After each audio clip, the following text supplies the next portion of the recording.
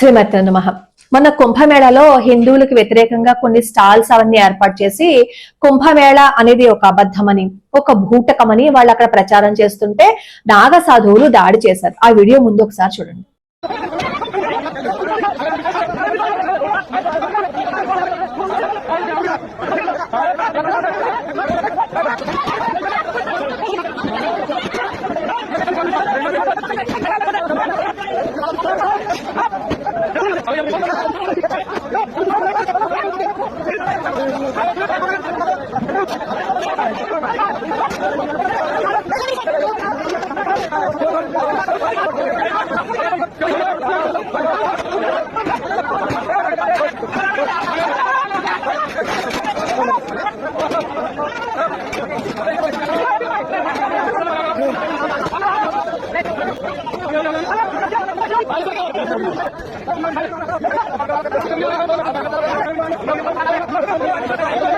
చూశారు కదా, ఇది ఇప్పుడు జరిగింది కాబట్టి మనందరికీ కోపం వచ్చింది.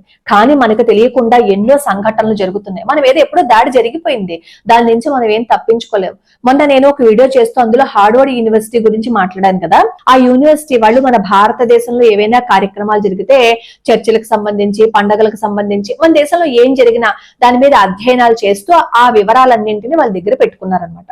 అదేమి వాళ్ళు ఏదో చట్ట విరుద్ధంగా పెట్టుకోలేదు. మన వాళ్లే, మన కుబేరులే ఏం చేశారు అంటే నిధులు ఇచ్చి మరి మన విషయాలన్నింటినీ అధ్యయనం చేయమని చెప్పారనమాట. ఎందుకు అలా అధ్యయనం చేస్తే వివరాలన్నీ మనకు తెలుస్తాయి. కానీ వివరాలు మనకి చెప్పటం కాదు, ఈ వివరాలన్నింటినీ వాళ్ళు దగ్గర పెట్టుకున్నారు. ఎందుకంటే మన వివరాలన్నీ వాళ్ళ దగ్గర పెట్టుకుంటే భావదాస్యులుగా తర్వాత తరాల వాళ్ళని తయారు చేయొచ్చు.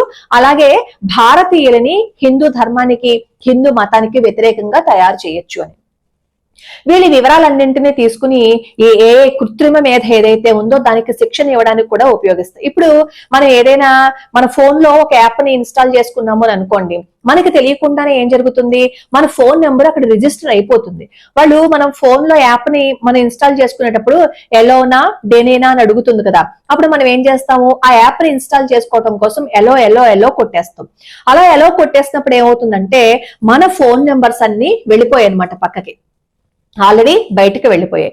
చూడండి, మనం ఇలాంటి యాప్స్ ఏవైనా సరే మనం డౌన్లోడ్ చేసుకున్నప్పుడు మనకి తెలియకుండా కొన్ని రియల్ ఎస్టేట్స్ నుంచి, బ్యాంక్స్ నుంచి, కొన్ని స్కూల్స్ నుంచి, కొన్ని కాలేజెస్ నుంచి కూడా మనకి ఫోన్స్ వస్తాయి. మీకు లోన్ కావాలా, మీకు ఇది కావాలా, అది కావాలా. అప్పుడు మనకు అనుమానం వస్తుంది, మనం ఎవరికి ఫోన్ నెంబర్ ఇవ్వలేదు కదా, మరి ఈ వివరాలన్నీ ఎలా తెలిసాయి, మన ఫోన్ నెంబర్ ఎలా తెలిసింది అంటే మన ఫోన్ ని వాళ్ళు ట్యాప్ చేశారనమాట. అలా ట్యాప్ చేయటం వల్ల వాళ్ళు మన వివరాలన్నింటినీ కూడా వాళ్ళు తీసేసుకున్నారు. అంతెందుకు, మన ఫోన్ లో మనకి తెలియకుండానే మన కెమెరా ద్వారా మన వ్యక్తిగత సమాచారాన్ని కూడా హ్యాక్ చేసేవి ఎన్నో ఇప్పుడు వచ్చేసాయి.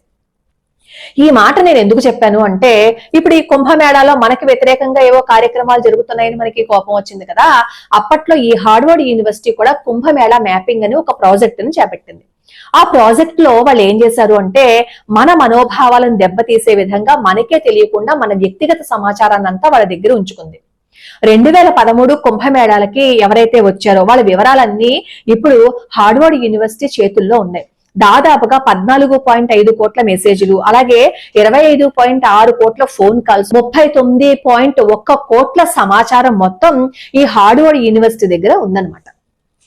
మరి ఈ అవకాశాన్ని ఎవరిచ్చారు? వీళ్ళు ఏమైనా చట్ట వ్యతిరేకంగా చేశారా? కాదు, చట్టానికి లోబడే చేశారు. అలా చేసే విధంగా చేసింది కూడా మనలో ఉన్న సంపన్న వర్గాలే వాళ్ళకి చేశాయి అనమాట. వాళ్ళకి నిధులు ఇచ్చి ఈ అధ్యయనాలన్నీ చేయమని చెప్పి వాళ్ళు కోరారు. To look at how they're building this city, to make Indians feel very proud that we're going to study the great architectural feat of putting up such a city. But they're collecting data. They're collecting data on how it's done, and while they are there, they're building a database on who comes, trying to register people's mobile numbers, trying to keep track of them even after they return to their villages, interviewing these people. ఈ university ఏదైతే ఉందో అది మనకేదో favour చేస్తుంది అని అనుకున్నారు. కానీ ఈ సమాచారం అంతా వాళ్ళు తీసుకుని వాళ్ళ దగ్గర పెట్టుకుని మన మీదే బురద జల్లడం ప్రారంభించారు. ఈ కుంభమేళా ప్రాజెక్ట్ కి సంబంధించి వాళ్ళు ఏం మాట్లాడారు అంటే ఇది ప్రకృతికి కలుషితం అంట, నీరు కలుషితం అయిపోతుందంట. భవిష్యత్తులో ఇలాంటివి ఏవి జరగకుండా వాళ్ళు ఏవైనా సరే సూచనలు చేస్తారేమో అని చెప్పి మనకి ఆ కుంభమేళా మ్యాపింగ్ ప్రాజెక్ట్ కనుక చూసినట్లయితే మనకి అర్థమవుతుంది. ఇప్పటికే ఈ హార్వర్డ్ యూనివర్సిటీ వాళ్ళు ఏం చెప్పారు అంటే, దీపావళి గాని వినాయక చవితి గాని మనం జరుపుకుంటూ ఉంటే దానికి సంబంధించి ప్రకృతి అంతా కాలుష్యం అయిపోతుంది, ఇవి జరుపుకోకుండా ఉండేటట్లే వాళ్ళు సూచనలు చేస్తారేమో అని చెప్పి అనిపిస్తుంది. ఎందుకంటే వాళ్ళ అధ్యయనాలు అలా ఉన్నాయి. అంతేకాకుండా అక్కడ పాపం పండితులు ఏం చేస్తున్నారు అంటే, మన ఇప్పుడు గంగా నదిలో అస్థికలవి కలుపుతారు, పిండ ప్రదానాలు అవన్నీ చేస్తుంటారు. ఈ శవదహనాలు, పిండ ప్రదానాలు ఇవి ఏవైతే ఉన్నాయో ఇవన్నీ కూడా ప్రకృతికి హాని కలిగిస్తాయి, ప్రకృతికి హాని కలిగించేటట్లుగా ఉన్నాయి అని చెప్పి భవిష్యత్తులో వాళ్ళు పుస్తకాలు రాస్తే వాటిని చదివి మన ధర్మాన్ని, మన సంప్రదాయాన్ని మనమే తుంగలో తొక్కేసే విధంగా వాళ్ళ ఒక కుట్రని పన్నుతున్నారు. మన రక్త నమూనాలను కూడా ఈ కుంభమేళాకు వచ్చినప్పుడు వాళ్ళు తీసేసుకున్నారు అంటే, మన డిఎన్ఏ, మన జన్యు సంబంధమైన విషయాలన్నీ వాళ్ళ దగ్గర ఎందుకు ఉండాల్సి వచ్చింది? ఒక ప్రణాళిక ప్రకారము, ఒక పథకం ప్రకారము అక్కడ ఆరోగ్య శిబిరాలను ఏర్పాటు చేసి ఆరోగ్యం బాగుండేటట్లుగా మేము చూస్తాము, మీకు ఏవైతే కష్టాలు నష్టాలు ఉన్నాయేమో అని చెప్పి సేకరించడానికి వస్తూ ఉంటారు కదా, అలా రక్త నమూనాలను సేకరించి మన జన్యుపరమైన విషయాలను కూడా వాళ్ళు దాచిపెట్టుకున్నారనమాట. ఎంత కుట్ర పన్నారు అంటే, ఈ కుంభమేళాకి సంబంధించి పాపం ఒక శాస్త్రజ్ఞుడు మాట్లాడాడు, ఈ కుంభమేళాకి వచ్చిన వాళ్ళకి నిరోధి ప్యాకెట్లను ఇవ్వండి అన్నాడు. అంటే ఎంత అవమానంగా మాట్లాడాడు, ఎంత దరిద్రంగా మాట్లాడాడు. మనం అంత అసహ్యంగా కనబడుతున్నామా? మన సంప్రదాయాలు, మన ఆచారాలు అంత తీసి పాడేసినట్లుగా ఉన్నాయా? ప్రతి వాడు మన మీద బురద జల్లేటట్లుగానే మాట్లాడతాడు కదా, ఎంతో అసహ్యకరంగానే మాట్లాడతాడు కదా. మరి మనం ఎందుకు స్పందించాం? మనం ఎందుకు మనం మాట్లాడం? ఎందుకంటే మనకు కావాల్సింది మన ఇల్లు బాగుందా, మన వాళ్ళు బాగున్నారా, సమయానికి మనం అన్నం తినేసామా లేదా, మన కడుపు నిండిపోయిందా లేదా, అంతవరకు మాత్రమే మనం ఆలోచిస్తాం.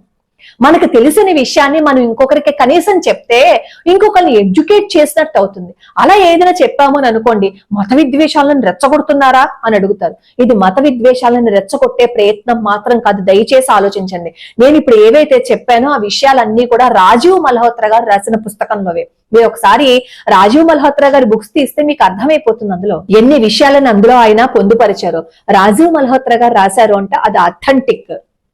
ఆయన ఒక నివేదికను చేసి ఈ హార్వర్డ్ యూనివర్సిటీ ఇలా చేస్తుందని చెప్పి అప్పటి ప్రభుత్వానికి కూడా నివేదికని సమర్పించారు. బహుశా యోగి ఆదిత్యనాథ్ గారు మొన్న ఒక మాట అన్నారు కదా, కుంభమేళాకి సంబంధించి ఎవరైనా సరే విష ప్రచారం చేస్తే ఊరుకోము అన్నది అందుకే. 4 నెలల ముందు నుంచి యోగి ఆదిత్యనాథ్ గారు ఎన్ని చర్యలను తీసుకున్నారో, ఎన్ని ముందస్తు జాగ్రత్తలను తీసుకున్నారో, అన్య మతస్థులు ఎవరు ఆ కుంభమేళాకి రాకుండా ఉండడానికి, ఎటువంటి గొడవలు, ఎటువంటి దుర్ఘటనలు జరగకుండా చూడడానికి ఆయన చేస్తున్న కృషి అనన్య సామాన్యమైనది. మనం మన చరిత్ర తెలుసుకోలేదు అని అనుకోండి, మనకి భవిష్యత్తే ఉండదు. ఈ ప్రత్యేకంగా ఈ హార్వర్డ్ యూనివర్సిటీ చేస్తున్నది ఏంటంటే, మనల్ని భావదాస్యులుగా మార్చేస్తూ, మన ధర్మానికి మనల్ని వ్యతిరేకంగా చేసేస్తూ, ఈ కుంభమేళాకి సంబంధించిన ఏదైతే పురాణ గాథ ఉందో అది కూడా అబద్ధము అని చెప్పి అథెంటిక్ గా పుస్తకాలను ముద్రించి మన తర్వాత తరాలకి అందించేస్తూ ఉంటుంది. అలాంటి వాళ్ళని వ్యతిరేకిద్దాం, మాట్లాడదాం. కనీసం మాట్లాడే ప్రయత్నం చేసి ఏమీ చేయలేకపోయినా ఈ విషయాన్ని మనం నలుగురికి పంచాము అని అనుకోండి, నలుగురికి తెలుస్తుంది, మనమంటే ఏంటో మనకి అర్థమవుతుంది. లోకా సమస్తా సుఖినో భవంతు, సర్వే జనా సుఖినో భవంతు.